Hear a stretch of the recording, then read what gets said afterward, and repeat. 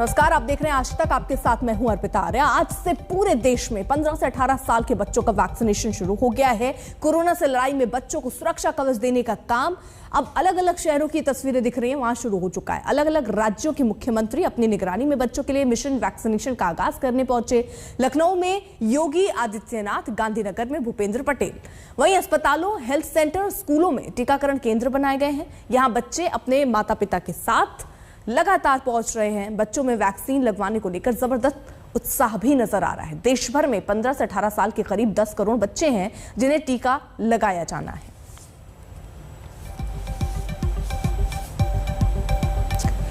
गोपी घांगर हमारे साथ, हमारी सहयोगी अहमदाबाद से जुड़ चुकी हैं। जल्दी से अहमदाबाद का हाल जान लेते हैं, किस तरीके की तैयारियां वैक्सीनेशन के लिए हुई हैं। गोपी, बच्चे कितने उत्साहित?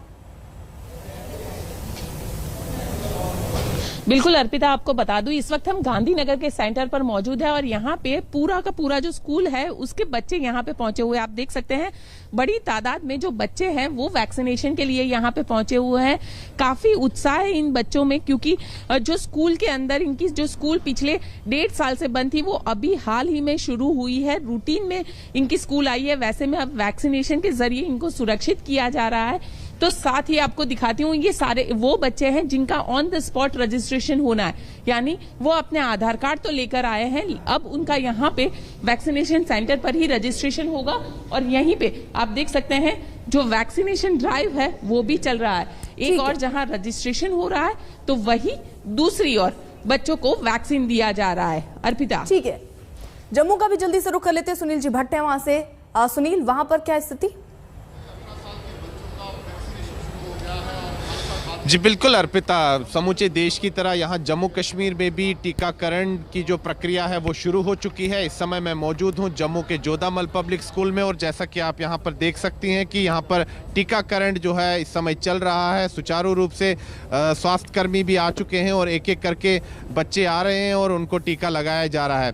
15 से 18 वर्ष के आयु वर्ग के जो बच्चे हैं उनको टीका लग रहा है। आज बहुत बड़ा दिन है, कोविड से जो लड़ाई लड़ी जा रही है उसमें, और जम्मू कश्मीर के अलग अलग जगहों पर भी वैक्सीनेशन की प्रक्रिया शुरू हो चुकी है। जैसे कि आप देख सकते हैं यहाँ पर जम्मू के जोधामल पब्लिक स्कूल में बच्चों को टीका लगाया जा रहा है। मेरे कैमरा पर्सन आपको तस्वीरें भी दिखा रहे हैं। आप देख सकते हैं कि जम्मू कश्मीर में भी देश के बाकों की बिल्कुल, यानी जम्मू कश्मीर से भी यही तस्वीरें, बच्चे भारी तादाद में पहुंच रहे हैं वैक्सीनेशन के लिए। और वहीं देवंकुर भी हमारे साथ जुड़ चुके हैं जयपुर से। देवंकुर, वहां पर भी बच्चे पहुंच रहे हैं? जी अर्पिता, भारी संख्या में सुबह सुबह बच्चे यहाँ पर पहुंच रहे हैं। 15 से 18 साल की उम्र के जो वैक्सीनेशन शुरू हुई है उससे अभिभावक भी खुश हैं, बच्चे तो खुश हैं ही। उनको लग रहा है कि उनको इम्यूनिटी मिलेगी, वैक्सीन लग रही है। आज दिखा दीजिए जल्दी से। में हमारे साथ अभिभावक भी हैं, बच्चे भी हैं, उनसे बात कर। जी बिल्कुल, आप देख सकती हैं कितनी जो लंबी लाइन है यहाँ पर जयपुर के गांधीनगर जो वैक्सीनेशन सेंटर है वहाँ पर, और जो अभिभावक अपने बच्चों के साथ पहुँच रहे हैं, बात करना चाहेंगे। कोवैक्सीन लगवाई है आपने, आप खुश हैं? आपको लगता है कि आपको इम्यूनिटी मिलेगी, आप स्कूल जा पाएंगी फ्यूचर में? हाँ, कोवैक्सीन लगवाई है तो भरोसा है ही, इम्यूनिटी मिलेगी इससे और सेफ रहेंगे, तो लगवानी चाहिए वैक्सीन। क्या नाम है? अब देखिए, कुछ खास डॉक्टर भी हमने अपने साथ यहाँ जोड़े हैं जो आपसे जुड़े सवालों का यहाँ पर जवाब देने के लिए बैठे हैं। डॉक्टर जेसल सेठ है हमारे साथ। जेसल सेठ, ब्रेक पर जाने से पहले चर्चा हम कर रहे थे कि रजिस्ट्रेशन थोड़े कम हुए, यानी आज जो पहले दिन बच्चे पहुंचे हैं, क्या आप ये मान रहे हैं किसी प्रकार का कोई डर महसूस कर रहे हैं? क्योंकि पेरेंट्स ये सोचते हैं कि हमें कुछ हो जाए ठीक है, बच्चों को कुछ नहीं हो। किस तरीके के सिम्टम्स वैक्सीन लगने के बाद जो बड़े लोग महसूस कर रहे थे वैसा ही ये बच्चे भी महसूस करेंगे, यानी हल्का बुखार या कोई और सिम्टम्स? किस तरीके से खतरा, मतलब किस तरीके से दिक्कतें हो सकती हैं वैक्सीन लगवाने के बाद? मैं एक के बाद एक जवाब दूंगी। सबसे पहले वैक्सीन का कोई खतरा नहीं है, रजिस्ट्रेशंस कम हुए हैं, लेकिन शायद किसी लोगों को ये भी एक शंका है कि पहले दिन बहुत रश हो सकता है, तो वो लेके शायद रजिस्ट्रेशंस कम हो। दूसरा है, गवर्नमेंट ने फैसिलिटी दी है कि विदाउट रजिस्ट्रेशन भी बच्चे के साथ पेरेंट्स जाके वॉकिंग करके भी वैक्सीन दिलवा सकते हैं। ये भी एक वजह हो सकती है कि रजिस्ट्रेशन नहीं हुए हैं। ज्यादा से ज्यादा उत्साह देखा गया है वैक्सीन को लेके, बच्चे को वैक्सीन देनी है। इनफैक्ट इनसे छोटे बच्चों को भी वैक्सीन देनी है। डेवलप कंट्रीज में, यूएस में, यूरोप में इवन 5 साल के बच्चों को भी वैक्सीन लगना चालू हो गया है। तो अभी जितना जल्दी हो सके पेरेंट्स अपने बच्चों को वैक्सीन दिलवाए, ताकि 15 से ऊपर के बच्चे एक बार वैक्सीनेट हो जाए तो उससे छोटे वाले बच्चों की टर्न आए। तो मेरी सब पेरेंट्स से ये रिक्वेस्ट है कि कोई मन में आशंका रखे बिना, शंके रखे बिना आप जाइए और वैक्सीन दिलवाइए। वैक्सीन के साइड इफेक्ट्स, कोवैक्सीन के साइड इफेक्ट्स बच्चों में वैसे ही हैं जैसे बड़ों में हमने देखे हैं। जो इमीडिएट साइड इफेक्ट्स है जैसे हल्का सा फीवर आना, थोड़ा सा बॉडी पेन होना, हल्का सा सर्दी खांसी होना, ये सारे जो सिम्टम्स है वो बहुत टेम्पररी 24 to 48 आवर्स रहते हैं। अगर बच्चे सहन कर सकते हैं तो कोई प्रॉब्लम नहीं है, वरना सिम्टम रिलीफ मेडिकेशन देके उसको कंफर्टेबल किया जा सकता है। पेरेंट्स को खास अपने बच्चों को ये बताना है कि एक वैक्सीन डोज से किसी को भी इम्यूनिटी नहीं मिलने वाली है। कम से कम दूसरे वैक्सीन के 15 से 20 दिन के बाद हम बोल सकते हैं कि हमारा वैक्सीन का जो प्रोटेक्शन है, कवरेज है, वो चालू हुआ है। मेरे ख्याल से आज तक हमने सब एडल्ट्स ने सोसाइटी में गवर्नमेंट के साथ कोऑपरेट करके वैक्सीन ली है, उसी तरह अब बच्चों की बारी है, वो नीडल्स का डर ना रखे। हल्का सा नीडल प्रिक होता है तो माइल्ड डिस्कम्फर्ट होता है, उससे ज्यादा जब हम गिरते हैं तो पेन होता है। तो ना डर रख के जितना जल्दी हो सके वैक्सीन लगवाए, ताकि फिर हम और छोटे बच्चों को नियर फ्यूचर में वैक्सीनेट कर पाए। डॉक्टर सुशील काबरा, क्योंकि हम चर्चा कर रहे थे कि जैसा आपने बहुत अच्छा बताया जैसल से डॉक्टर कि आप हो सकता है कि आज पहला दिन है इसलिए लोग कम आ रहे हों, या बहुत सारे लोग रजिस्ट्रेशन बिना कराए वॉक इन पहुंच रहे होंगे, उनको भी वहां फैसिलिटी दी गई है, उनका भी वहां पर वैक्सीनेशन उनको भी लगाना है, वो ड्राइव का हिस्सा बन सकते हैं, इसमें कोई दिक्कत नहीं है। लेकिन सर यहाँ पर ये है कि बहुत सारे पेरेंट्स जिनसे अभी हमारे, क्योंकि ग्राउंड पर भी हमारे रिपोर्टर मौजूद हैं, उन्होंने बात की, पेरेंट्स कह रहे हैं कि चलिए अब डोज लग जाएगी तो हमारे बच्चे भी बाहर जाने के लिए तैयार रहेंगे, वो भी आराम से घूम सकेंगे। लेकिन आप किस तरीके से उनको समझाएंगे जो ये बात नहीं समझ रहे हैं कि पहली डोज लगना, उसके बाद भी खतरा उतना ही है जब तक दूसरी डोज ना लग जाए और आपके अंदर इम्यूनिटी पूरी तरीके से ना बन जाए। जी, मैं प्रारंभ करूंगा कि रजिस्ट्रेशन कम क्यों हुआ है। उसमें हो सकता है पेरेंट्स के कुछ डाउट हो और काफी पेरेंट्स को भी मालूम भी नहीं हो। तो पहला डाउट होता है कि हम सब बार बार बोलते हैं कि बच्चों में बहुत मामूली बीमारी होती है, सीरियस नहीं होती है, तो क्या इसकी जरूरी है? तो इसलिए जरूरी है क्योंकि बच्चों में हाँ निश्चित तौर पे बीमारी कम होती है, बीमारी लेस सीवियर होती है, लेकिन ये बच्चे यदि इन्फेक्शन लेते हैं तो घर में आके बड़े बुजुर्गों को और दूसरे लोगों को इन्फेक्शन कर सकते हैं, इसलिए उनको बचाना अति आवश्यक है। दूसरा है कि नई वैक्सीन है, इसके साइड इफेक्ट होंगे। तो ये वैक्सीन जो टेक्नोलॉजी है ये पिछले 5 से 7 दशक से हमें मालूम है और इसके कोई खास साइड इफेक्ट नहीं है। और काफी खोजबीन के बाद में, काफी डेटा कलेक्ट करने के बाद में ये निर्णय लिया गया है कि इस ग्रुप में ये काफी सेफ है और कोई साइड इफेक्ट विशेष नहीं है। थोड़ा दर्द और बुखार होता है तो उसके लिए पैरासिटामोल की दवाई दे सकते हैं। फिर होता है कि इतनी देर इसीलिए लगी क्योंकि उसकी सेफ्टी और एफिकेसी को देखा गया। अब तीसरी बात, ये बार बार कह रहे हैं कि वैक्सीन के लगने के 2 डोज लगने के 2 हफ्ते बाद में काफी प्रोटेक्शन हो जाएगा। अतः यदि हम आज बच्चे को टीका लगवाते हैं, 4 हफ्ते बाद दूसरा लगाते हैं, तो उसके भी 2 हफ्ते बाद में उसकी इम्यूनिटी ठीक होगी। इसलिए यदि आज टीका 1 लग गया तो उसके बाद में थोड़ा बहुत प्रोटेक्शन हो सकता है, लेकिन पूरे प्रोटेक्शन के लिए हमें कम से कम 1.5 महीने का इंतजार करना होगा। इसलिए सभी पेरेंट्स को हम ये रिक्वेस्ट करेंगे कि वो जल्दी से जल्दी अपने बच्चों को टीका लगाएं, जिससे कि ये ग्रुप पूरा हो जाता है तो अगले ग्रुप की तैयारी की जा सकती है जो कि 12 से 15 साल के बीच में है। ठीक है, डॉक्टर नीलम मोहन आप क्या कहेंगे?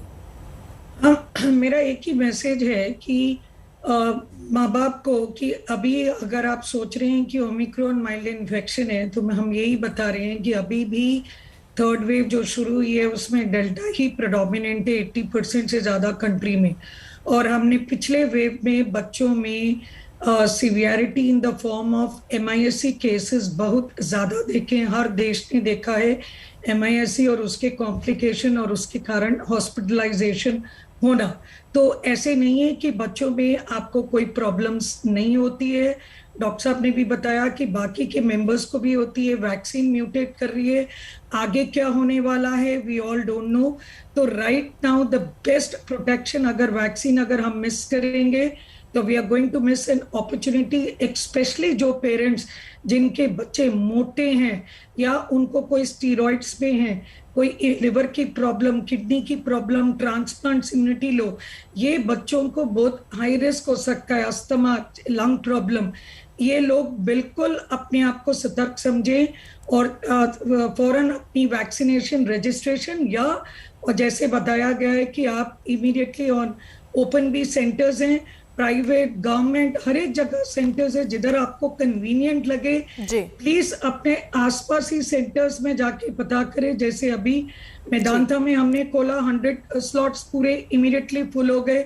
हर एक लोग अपनी पूरी प्रिकॉशंस ले रहे हैं। यानी देखिए बड़ी बात तो यही है कि प्रिकॉशन लेना डॉक्टर मलिक सबसे ज्यादा जरूरी है। ये वैक्सीनेशन ड्राइव जो है कि जाहिर तौर पर इस लड़ाई को थोड़ा आसान बनाएगी, लेकिन लड़ाई अभी भी बाकी है मास्क और सोशल डिस्टेंसिंग के तौर पर, और जितना हो आप सोशल गैदरिंग से बचें। देखिए डेफिनेटली ये वैक्सीन लगवानी बहुत आवश्यक है। मैं 2-3 धारणाएं पेरेंट्स की बिल्कुल हटा दूं। कई बार पेरेंट्स सोचते हैं कि बच्चों के अंदर ये माइल्ड डिजीज है, और वैसे भी लोगों के अंदर एक धारणा आ गई है शायद ओमिक्रॉन माइल्ड है। WHO ने क्लियरली कहा है कि कोई भी आज तक कोविड का स्ट्रेन नहीं हुआ इंक्लूडिंग ओमिक्रॉन के जिसको कि हम माइल्ड कह के श्रग ऑफ कर सके। सारे स्ट्रेन जो है वो जानलेवा है। हो सकता है एक थोड़ा सा ज्यादा हो, थोड़ा सा कम हो। दूसरा ओमिक्रॉन की प्रॉब्लम यह बहुत फास्ट स्प्रेड कर रहा है। अब ये देखिए 24 घंटे में 37,000 ऑब्जर्वेबल केस हैं ये हमारे जो देश में हो रहे हैं। वो तब हैं जब हमारे देश में 8,72,000 टेस्ट हुए हैं। अगर हम इन टेस्ट की मात्रा को 5 गुना कर देते हैं तो हो सकता है बहुत सारे ऐसे केसेस हो रहे हैं जो कि अभी छुपे हुए हों। तो हमारे देश में जिस तरह से ये फैल रहा है, जिस तरह से, जिस गति और अति तीव्र गति से ये फैल रहा है, ये डेफिनेटली चिंता का विषय है। इसको माइल्ड लेके हमें नहीं करना चाहिए। पेरेंट्स को भी कॉन्फिडेंस में नहीं रहना चाहिए कि ये माइल्ड डिजीज है बच्चों में। बच्चों के अंदर MIS सिंड्रोम होता है जो कि पोटेंशियली लाइफ थ्रेटनिंग होता है। और एक और चीज है, जब भी वायरस स्पीड से स्प्रेड करता है तो वो अपने आप को म्यूटेट भी कर देता है। हो सकता है कल को इसका जो म्यूटेंट है वो बहुत ज्यादा खतरनाक आ जाए और ये इसके दुष्प्रभाव बहुत ज्यादा हो।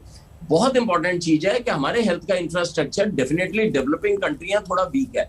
अगर हम केवल 3% लोगों की भी हॉस्पिटलाइजेशन लगाएं जो कि औसतन बहुत कम है, तो भी आप देखिए कि कितने ज्यादा हमें बेड्स चाहिए होंगे जब ये तादाद जो है लाखों में चली जाएगी। तो मैं सोचता हूँ डेफिनेटली फियरफुल होने की जरूरत नहीं है, लेकिन एक पॉजिटिव फियर होना बड़ा जरूरी है। कहीं ना कहीं मुखालते में हम ना रह जाएं कि ये माइल्ड डिजीज है, बच्चों में कुछ नहीं करती, तो शायद हम इसको वो ना करें। डेफिनेटली मैं थोड़ा सा डिस्टर्ब इस चीज से हूं कि बहुत ओवरवेलमिंग रिस्पांस आना चाहिए। अगर 10 करोड़ बच्चे हैं तो इनकी रजिस्ट्रेशन कम से कम 50 लाख 60 लाख जो वो होनी चाहिए, और कौतूहल और उत्साह बहुत ज्यादा होना चाहिए, जो कि है, ऐसी बात नहीं है। लोगों के अंदर उत्साह है। हो सकता है 8 लाख उन्होंने रजिस्टर किए हैं, बाकी वो जो है नॉन रजिस्टर्ड जो है बच्चों को लेके जाएंगे और वहां पर करवाएंगे। लेकिन मैं समझता हूं कि ट्रैफिक जल्दी से क्लियर होना चाहिए 15 से 18 बिल्कुल डॉक्टर रवि मलिक, आप एकदम सही कह रहे हैं कि यहाँ पर बचाव ही सबसे बड़ा उपाय है। और देखिए इसी के बीच बड़ी अपडेट, दिल्ली में अब तक ओमिक्रॉन के 351 केस, दिल्ली में कोरोना के मामलों में जबरदस्त इजाफा हुआ है। जी हां, जबरदस्त इजाफा दिल्ली में कोरोना के मामलों में हुआ है। जहां एक तरफ कहा जा रहा था कि अब केसेस कम हो रहे हैं, वहीं अचानक से देखिए आप किस स्पीड में राजधानी में केसेस बढ़ रहे हैं। 24 घंटे में 4100, जी हां 4100 केस दिल्ली में नए सामने आए हैं, जिसको लेकर एहतियाती कदम हालांकि सरकार पहले से ही उठा रही है, लेकिन उससे यह भी दिख रहा है कि अब पाबंदियां कुछ और भी लगानी होंगी, क्योंकि जिस स्पीड में ये आंकड़े बढ़ रहे हैं वो खतरनाक हो सकते हैं आने वाले 2-4 हफ्ते में ही। तो खास मेहमान हमारे साथ जुड़े हुए थे, आप सभी